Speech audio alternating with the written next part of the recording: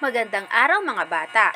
Ang ating asignatura sa araw na ito ay edukasyon sa pagpapakatao.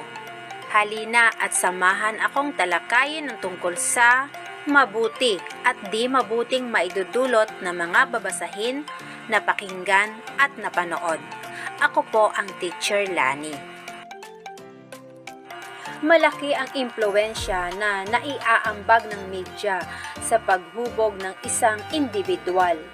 Ang mga nababasa, napakikinggan at napapanood sa internet, pahayagan, telebisyon at radyo ay maaaring magdulot ng mabuti at di mabuting mga impormasyon.